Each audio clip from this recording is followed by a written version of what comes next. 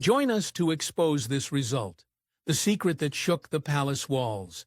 It all began quietly, like a soft whisper floating through an empty hallway. Slowly, a secret started to surface, one that would soon shake the peaceful image of Buckingham Palace. For many years, people had quietly wondered about Prince Harry's parentage. It was often spoken of in hushed voices, passed along as harmless gossip, written in old magazines, or spread by people looking to cause trouble. Most of the time it was laughed off, treated as nothing more than silly stories. But this time it was different. What had always been just a rumor suddenly became something real, something the royal family could no longer brush aside. A private royal clinic trusted to keep secrets safe made a terrible mistake. A sensitive and confidential medical document somehow slipped through their careful hands. And by pure accident, it ended up with a well-known royal biographer. This writer was respected by many people outside the palace walls, but the royal family had always kept a cautious distance. When this biographer saw what was written in the document, everything changed.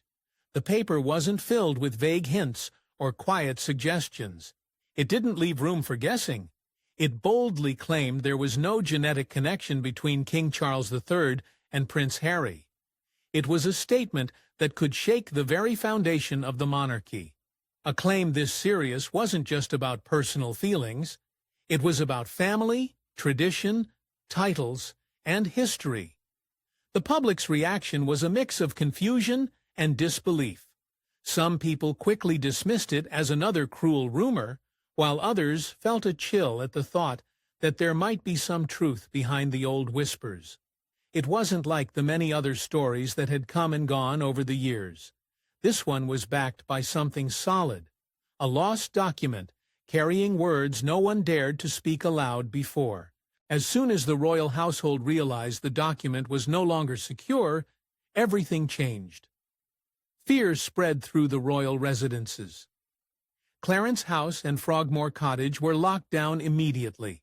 Security officers took extra precautions, gathered personal phones, and called in the most trusted royal advisors for emergency meetings. The calm, polished image the monarchy worked so hard to present to the world quickly vanished. Behind those grand palace walls, there was nothing but panic and uncertainty. People close to the situation said King Charles was deeply upset. It wasn't only a personal matter for him, it threatened the reputation of the entire royal family. There was no plan in place for something like this. The palace was used to handling scandals and rumors from the outside, but this was different. This was about blood, family, and identity. What truly worried them wasn't just the leaked paper. It was the dangerous question it raised. Even a small chance that Prince Harry might not be Charles' biological son was enough to make people question everything else. What would happen to titles, to traditions, to the line of succession? So much of the monarchy's power rested on a clear and unbroken bloodline. This one doubt could tear apart generations of carefully built history. And it wasn't the first time this concern had surfaced. The idea of a DNA test had quietly appeared before, like an unwelcome visitor no one wanted to face. Every time it was ignored, the uneasy feeling in the air grew heavier. Now, with this document out in the open, the royal family's oldest fear had finally caught up with them. So when actually was this test taken, and why was it hidden? Let's dive in. The hidden test that shouldn't exist. According to Buckingham Palace, a test that was never meant to exist has now found its way into the light. For years, this topic was pushed aside, laughed at, and treated as nonsense. Any whispers about it were quickly silenced, and the story stayed hidden.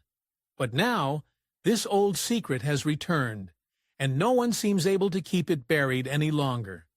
There had always been quiet talk about a secret DNA test involving Prince Harry. The rumor would drift through conversations like a soft breeze, easy to ignore but impossible to fully escape. It popped up in gossip magazines and late-night discussions online. Yet the larger newspapers and official news stations never gave it serious attention. Reporters would hear about it and move on. Editors would shake their heads and toss the story away. The idea of a secret DNA test inside the royal family sounded too shocking, too unbelievable. But slowly, everything began to change. New claims suggested the test did happen. Not only that, but that it had been hidden away on purpose. According to these fresh reports, the test wasn't carried out in a palace clinic or by official royal doctors. It happened quietly in the early 2000s, far from the royal grounds and strict royal rules. It wasn't something Queen Elizabeth ordered, nor was it part of any regular health check. It was arranged by someone with enough power and a strong reason to both carry out the test and hide what it found. People close to the situation disagreed about why the test happened. Some believed it was simply part of routine health care, while others thought it came from lingering suspicions and quiet doubts. Either way, the result of that test allegedly showed something no one expected. If what's being said is true, it means Prince Harry does not share the same DNA as King Charles III. The thought of such a discovery is difficult to even imagine, with consequences that reach far beyond the family. Even as these rumors grew louder, the palace remained completely silent. No one admitted the test existed. No one confirmed or denied the supposed results. No public statement was made. It was as though the whole matter had vanished into thin air, leaving only silence and unanswered questions. That silence lasted for years. Then, earlier this year, something changed. A trusted royal biographer, known for his close ties to the palace and access to royal records, suddenly parted ways with his publisher. No official reason was offered. No public comment was made. But inside certain circles, whispers spread that the biographer had discovered something so unsettling it had shaken him deeply. Those quiet whispers soon turned into loud noise when a private audio recording was released. In the recording, the biographer's voice sounded anxious, tense, and unsteady. And though he only spoke a few words, those words were enough to break open a door that had been shut for far too long. In that single line, the old rumor transformed from gossip into something that could no longer be ignored. It became real. The reaction was immediate and intense. Shock spread through the country. All the denials, smooth interviews, and carefully chosen words from the palace over the past 20 years suddenly felt suspicious. The idea that the test might be real and might have shown no genetic link between Prince Harry and King Charles III threatened to shake the royal family to its core. People began to ask difficult questions. What would this mean for Prince Harry's role in the family? What would happen to his security, his royal honors, and his place in the history books? And perhaps even more troubling, what would it mean for the monarchy itself? The royal system has always been built on the idea of bloodlines, tradition, and unbroken heritage. One secret test could unravel hundreds of years of carefully protected history. And as this spreads, all hands point to one name, and even rumors are pulled towards the name. Who is this? Stay with us. The man Diana couldn't forget. There's a name that for many years quietly appeared and disappeared from people's memories, sometimes spoken with curiosity, other times with judgment. That name is James Hewitt. He was once a young, handsome cavalry officer who found himself in the middle of one of the most talked-about royal stories in modern history. A man who once upon a time shared tender secret moments with the most famous woman in the world, Princess Diana.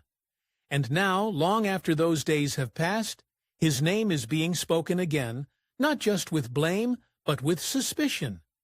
For a long time, James Hewitt was little more than a distant figure in the royal family story, a small name in the troubled marriage between Princess Diana and Prince Charles. But something changed. Rumors that had floated quietly for years suddenly felt heavier, more serious, like puzzle pieces people could no longer ignore. The connection between James Hewitt and Prince Harry became one of the most talked about topics in royal history. Hewitt's friendship with Diana started in a way that seemed harmless. He was asked to give her writing lessons. She shared an interest in wanting to conquer her fear of writing. She was a writer as a young girl, a simple task for a skilled cavalry officer. But what began as formal meetings slowly turned into something deeper. Diana's loneliness in her marriage, the cold distance from her husband, and the heavy weight of royal life made her long for the warmth of someone who listened and cared. That person was James Hewitt. Their secret relationship didn't stay hidden for long. British newspapers found out and started publishing small hints. At first, it was tiny notes in gossip columns, but soon the story exploded onto the front pages of major newspapers. Over time, Diana herself admitted to the affair in a famous interview, clearing away any doubt about what had happened between them. Their relationship lasted from 1986 to 1991, and though it ended, the memory of that love never truly faded. One question the public couldn't stop asking was whether Prince Harry was the result of that relationship. On the surface, it seemed like simple gossip, but people noticed certain details. Prince William looked so much like his father Charles, but Prince Harry, with his bright red hair and softer features, seemed to look like someone else entirely. When asked, James Hewitt always denied being Harry's father. It was the rumor that set tongues wagging. Was James Hewitt Prince Harry's real father? Well, now, Hewitt going on camera and opening up to Australia's Channel 7 emphatically denies, yet his answers were sometimes uncertain. In some interviews, he strongly said the relationship with Diana began after Harry was born. In others, his words seemed less sure, leaving room for people to wonder. Those tiny moments of doubt made many question whether Hewitt was protecting himself or protecting Diana's memory. Friends of Hewitt have spoken of the deep love he felt for Diana. Some believed he loved her in a way Charles never did, with kindness, patience, and sincerity. That strong emotional bond raised another question. Would a man so devoted to Diana lie to protect her, even after all these years? The affair deeply affected Hewitt's life. After it ended, he struggled with sadness, and even admitted he had thoughts of ending his life, saying a family member once saved him during a dark time. Years later, Hewitt caused another scandal when he tried to sell private letters Diana had written to him for a large sum of money. Many people saw this as a betrayal, a moment where love and trust were exchanged for fame and fortune. That decision was harshly judged by those who once felt sorry for him. Even though he stepped away from public life, the rumors never truly disappeared. Each time Prince Harry made headlines, those old whispers returned. And now, with new claims about a secret DNA test, James Hewitt's name is returned, carrying more weight than ever before. It's no longer just a question about the past. It has become a matter of identity, family, and truth. Official records and words from people close to Diana insist that Harry was born before Diana and Hewitt's relationship began. The dates, when looked at closely, suggest it would have been impossible for Hewitt to be Harry's father. Even Diana explained Harry's red hair as a family trait, calling him her little Spencer, connecting him to her own side of the family. Still, facts alone haven't stopped the rumors. The bond between Diana and Hewitt, the timing of their love, and the striking resemblance many believe exist between Hewitt and Harry, continue to keep this story alive. The silence from the palace, and from those involved, only makes the mystery grow. When no one offers clear answers, people tend to fill in the gaps with their own hopes, ideas, and beliefs. The secret Diana tried to protect. Princess Diana was loved by people all over the world for her honesty and kindness. She spoke openly about her pain, her struggles, and the pressure of being part of the royal family. But even someone as brave and open as Diana had secrets she chose to keep to herself. In her famous 1995 TV interview, she made a confession that surprised many. She admitted she had deep feelings for James Hewitt, a young cavalry officer who came into her life during some of her loneliest days. She spoke about loving him, something very rare for a royal to admit so openly. But when the topic turned to Prince Harry, Diana was clear. She said her relationship with James Hewitt started after Harry was born. At the time, people believed her. Her words seemed calm and sure, but behind the scenes, quiet whispers and tiny details made some wonder if the truth was really that simple. Letters between Diana and Hewitt hinted that their bond might have started earlier than they admitted. Some of those letters were filled with warmth and closeness, showing a connection deeper than just friendship. There were even photos of Diana and Hewitt together at events shortly before Harry was born. Pictures that made people ask uneasy questions. Those who knew Diana well remembered how softly and tenderly she spoke about James Hewitt. It wasn't the same tone she used when talking about her husband, Prince Charles. By the time Diana met Hewitt, her marriage was falling apart. Charles had grown cold and was deeply involved with Camilla Parker Bowles. Diana felt left alone in a grand palace where she often felt unseen and unloved. In James Hewitt, she found someone who made her feel valued and safe. He listened to her worries and gave her comfort in a world where she felt judged at every turn. One royal staff member once shared how painfully lonely Diana was in those days. She lived a life that looked perfect from the outside, but inside it was filled with sadness and isolation. James Hewitt gave her a kind of emotional safety, something the palace and even her own husband never could. Over the years, James Hewitt's own words only made the mystery deeper. He denied being Harry's father, but his answers were often careful and uncertain. Sometimes it felt like he was choosing his words too cautiously, as if guarding a secret. Other times he looked uneasy, avoiding direct questions about when exactly his relationship with Diana began. While the official story claims their affair started after Harry's birth, small differences in stories, letters, and photos made the public curious. Could there have been something more between them before Harry arrived? The emotional truth, the deep love Diana and Hewitt shared, is impossible to deny, even if the facts remain debated.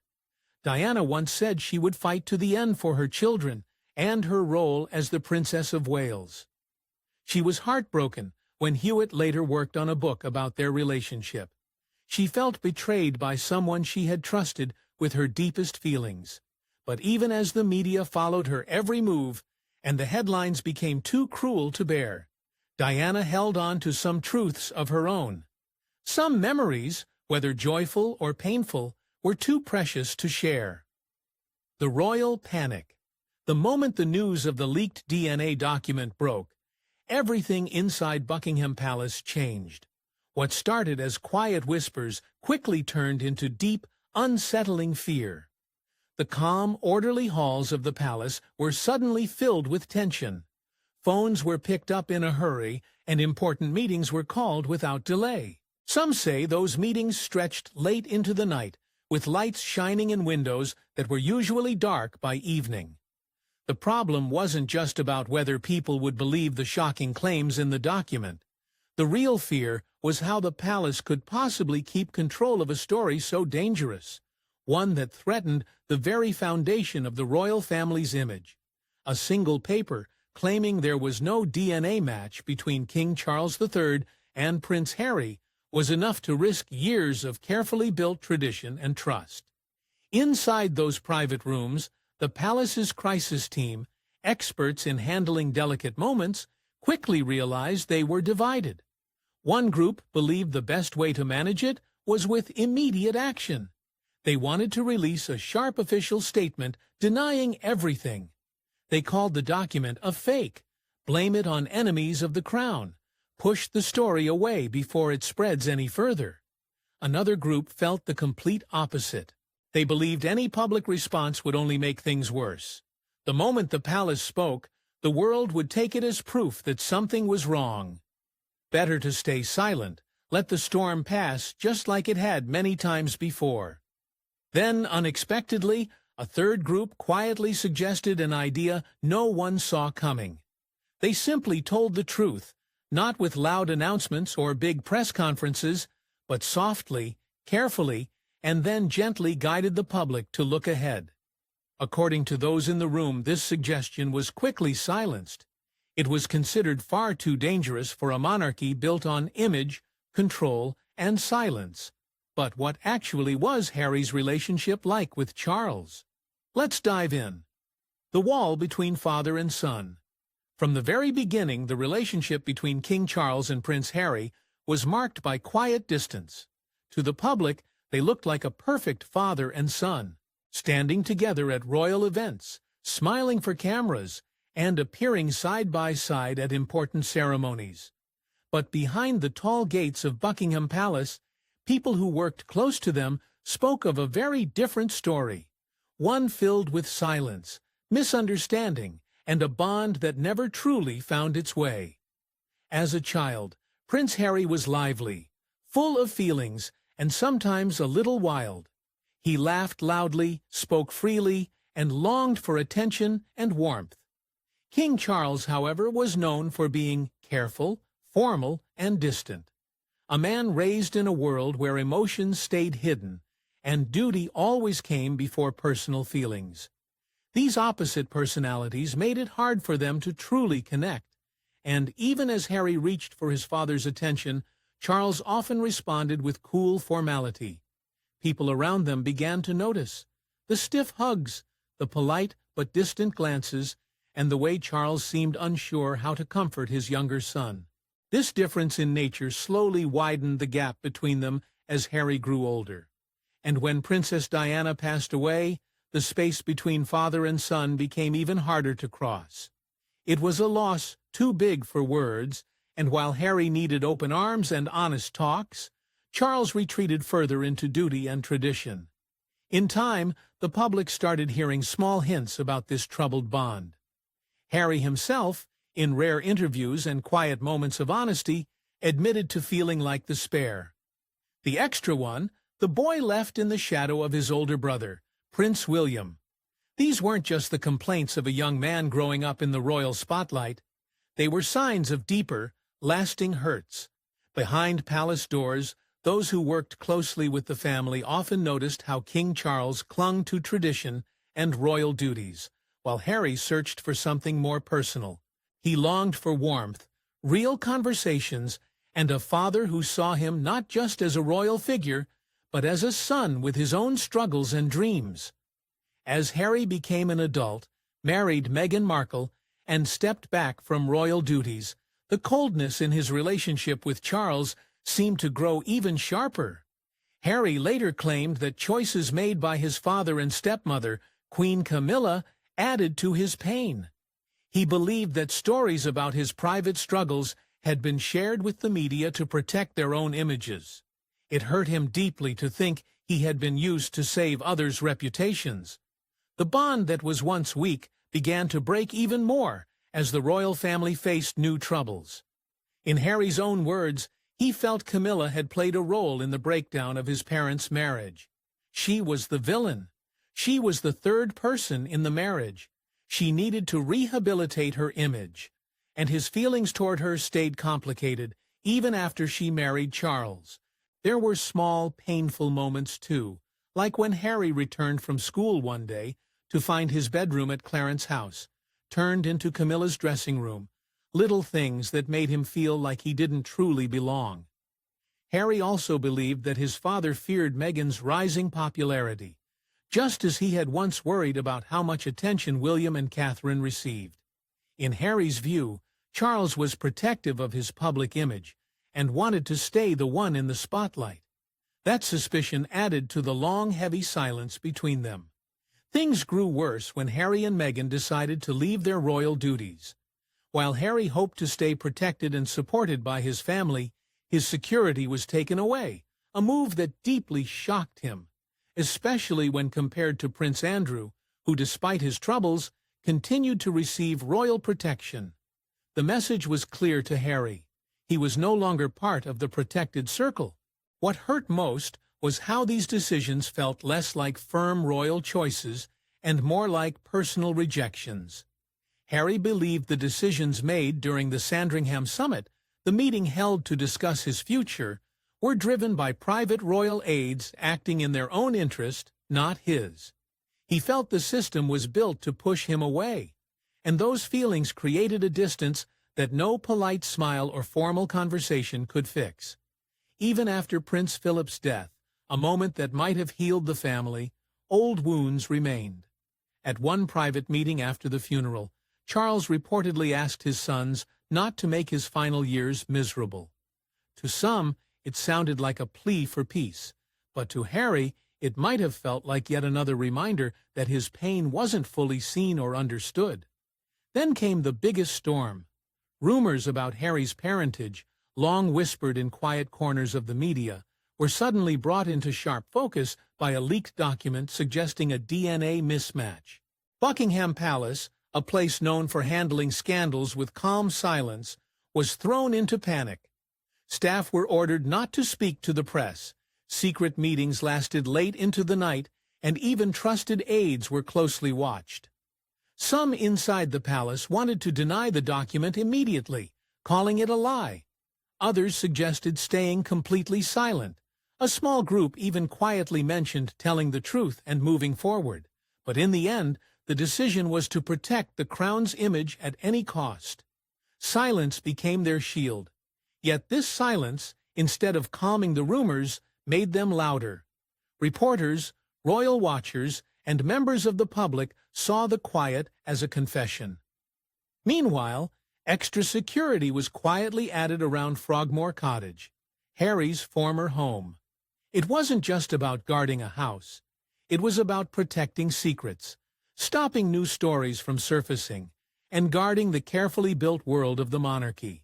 In the middle of it all stood one man, Prince William, a brother caught between loyalty to the crown and love for the boy he once played with. The invisible wall between Charles and Harry had become impossible to ignore. No longer just emotional, it was now filled with public shame, old grief, and painful truths that refused to disappear. Prince William's worries. In times when the royal family faces storms of scandal and quiet whispers turn into loud headlines, people naturally turn their eyes to the heir to the throne. And this time, it's Prince William standing quietly in the middle of it all.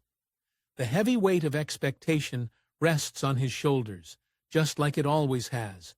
But now it feels heavier than ever before. Prince William has always been known as calm and steady inside the royal family. He chooses his words carefully, moves with quiet grace, and was raised to stay strong. Even when everything around him feels uncertain, from a young age, he was trained to handle royal duties, family troubles, and public judgment without ever showing a crack in his armor. But people close to the palace quietly admit these new rumors about Prince Harry's birth shook him deeply. There were no loud arguments, no angry outbursts, no slamming doors. Instead, William withdrew into himself. It wasn't a sign of weakness, but a quiet kind of heartbreak. Those closest to him noticed the change. He became quieter, more thoughtful, and kept his trusted circle even smaller. He spoke only to a few people, trying to understand how something so shocking could turn his world upside down so suddenly. On the outside, William stayed as calm as ever. No public statements were made. No angry or surprised look crossed his face in front of the cameras. But behind the tall palace walls, it was a different story. Close friends say William reached out quietly to Harry in his own careful way. Even though the brothers had drifted apart over the years, William knew one thing for certain. No matter what the rumors said, Harry was still his brother. And that truth meant more to him than any royal title or family rule. But even this gentle show of love carried its own worries. Because while William is Harry's brother, he's also the future king. If this DNA rumor turned out to be true, if the document truly showed that Prince Harry wasn't King Charles's biological son, it wouldn't remain a simple family issue. It would turn into a crisis big enough to shake the very heart of the British monarchy. The question wouldn't just be about Harry anymore. It would grow into something more dangerous. Who knew the truth? And for how long had it been kept hidden? The scandal wouldn't stop with family pain. It would rush into history books, official royal records, and parliament debates. Did past kings and queens know? Was Queen Elizabeth aware? Did royal advisers hide the truth? And what would this mean for the royal line? All these uncomfortable, heavy questions would suddenly need answers. For William, it meant both his personal and public lives were colliding in a way no royal training could have ever prepared him for. He wasn't just facing the sadness of a family's identity being questioned. He was looking straight at a system he had trusted all his life, a system he defended, served, and planned to one day lead. And realizing it might have carried a secret this whole time. What made it even more painful was the quiet realization that both brothers, though separated by distance, disagreements, and different choices, were now connected by the same sadness. Harry mourned the possible loss of a truth he believed in all his life, and William carried the heavy thought that the world he was raised to inherit might be built on shaky ground. They were both sons of Princess Diana, both shaped by the same royal walls, the same family pressures, and the same complicated history. And now they shared a fear even deeper than those things, the fear that everything they were told about their past might not be true.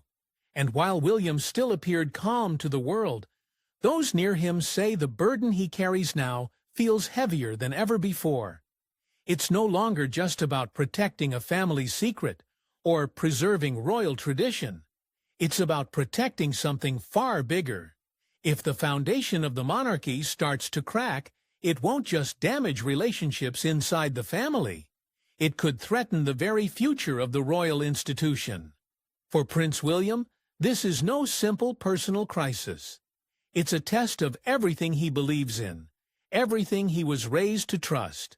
He's grieving for his brother's pain, for the possible lies they both grew up believing, and for the fragile crown he is meant to wear one day. But through Harry's words, he might have known even before the leak. What did he say? Let's find out. Hidden messages inside Harry's memoir. When Spare, Prince Harry's deeply personal book, was first released, many called it bold, emotional, and even rebellious. People saw it as a book filled with family secrets, raw feelings, and painful memories. But now, as new talks about Harry's rumored paternity appear, readers are going back to those pages with fresh eyes. Suddenly, the words that once seemed like simple thoughts now feel like quiet messages. Not loud confessions, but soft hints scattered like breadcrumbs through the story. In Spare, Harry never uses words like DNA or paternity. There's no direct admission, no shocking line written in black and white. But what he does say, and the way he says it, feels even more meaningful now. All through the book, Harry describes a life spent feeling out of place, carrying a quiet burden he could never fully explain. He writes about always being the spare. There's a spare in the air, my brother being the heir, and me being the spare. So I think it was just a really good opportunity to... It's how sometimes he felt like he wasn't even that. Back when the book first came out, these lines sounded like dramatic phrases to explain a tough royal childhood. But now, those same words feel like carefully chosen signs. Words meant to gently hint at a truth too heavy to say out loud. The feeling of not belonging wasn't just about royal rules or palace life. It might have been something deeper, something written into his very blood. Harry talks about an unspoken rule inside the palace, the heir and the spare.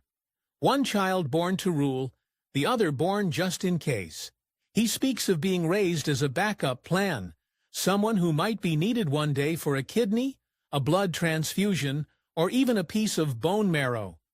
At the time, this honesty was surprising, a rare peek behind the palace doors.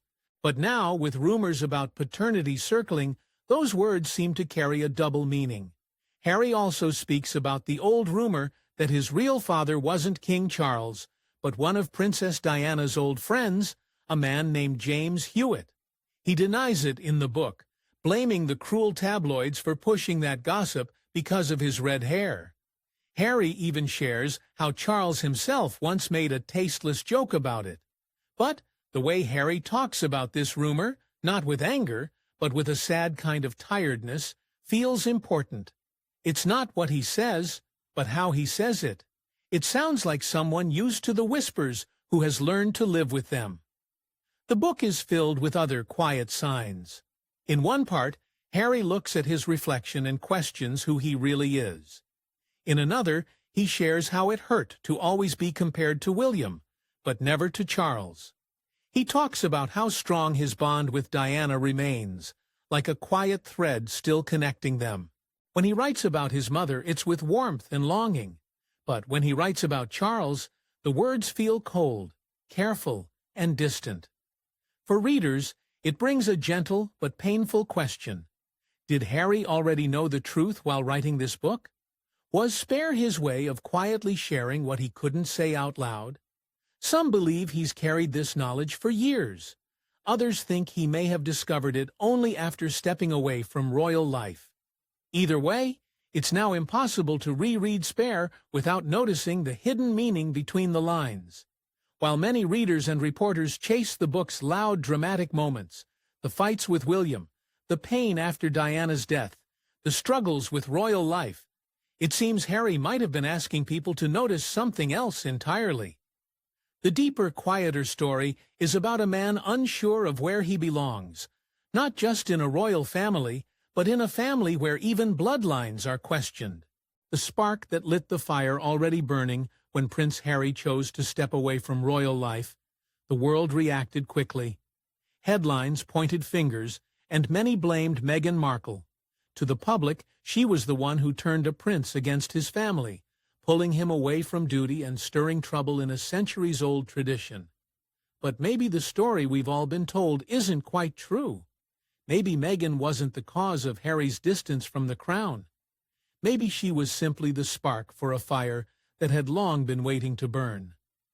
The truth is, Harry's quiet discomfort with royal life began long before Meghan arrived. From childhood, he lived under constant public eyes, endless expectations, and unspoken family rules. Losing his mother, Princess Diana, left a wound that never truly healed. The royal family moved forward in public, but deep down, Harry struggled. When Meghan entered his life in 2016, something shifted.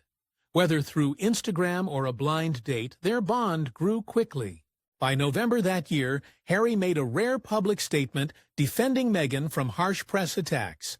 From then, their love became more than romance. It became a partnership built on honesty and protection.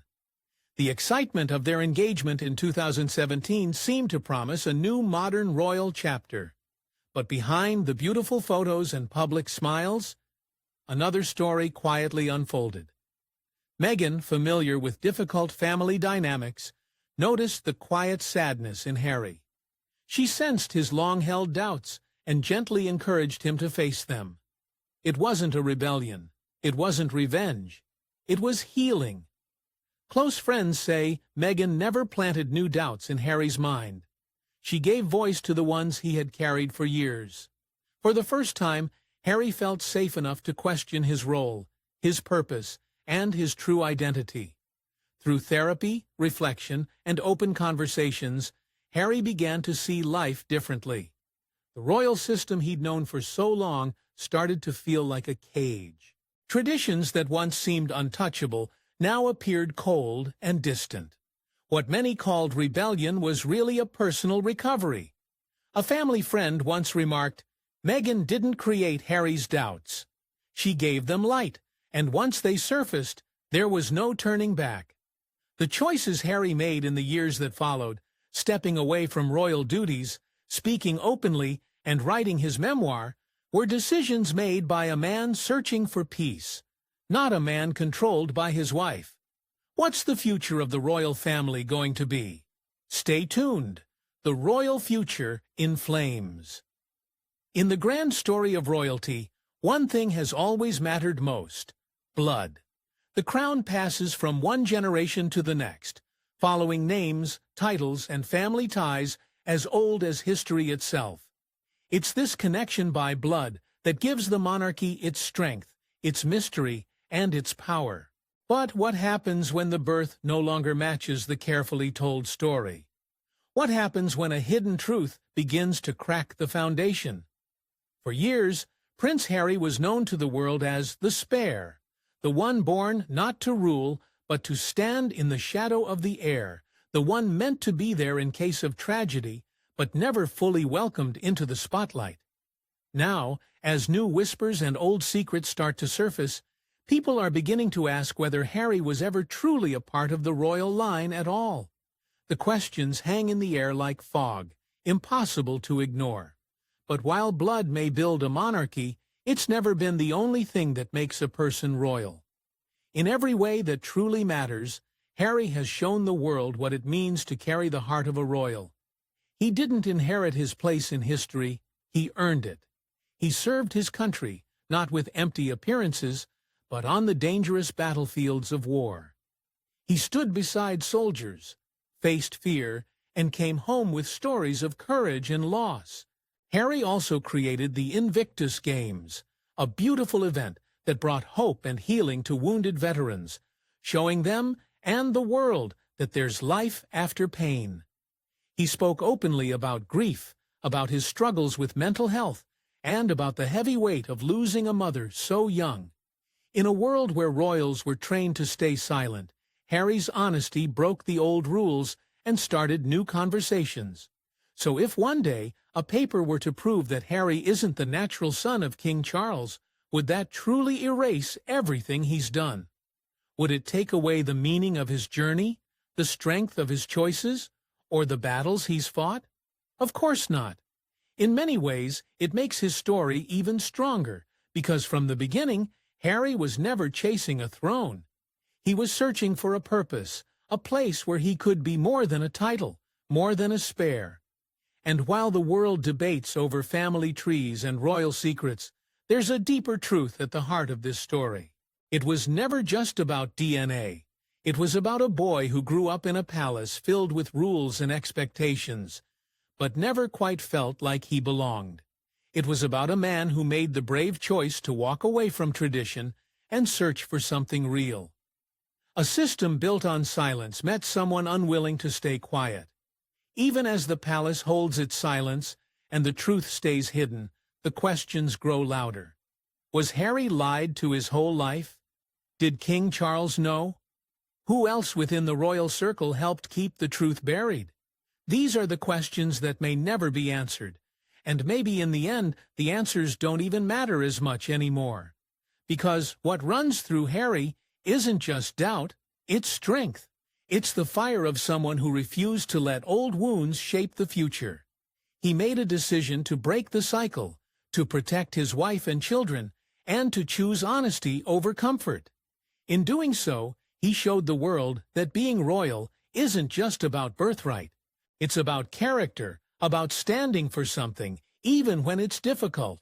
So when people wonder whether Harry is truly royal, the truth isn't written on a certificate or hidden in some old document. It's in the life he's built, the battles he fought, and the light he's carried for others. He may not be a prince by blood, but he's a prince by fire. And that fire will never go out. Not now, not ever. What do you think? If the truth is confirmed that Harry isn't King Charles' son, what will happen to Harry and the monarchy? Share your thoughts in the comments, and don't forget to like, share, and subscribe. Before you go, be sure to click on the video shown on your screen.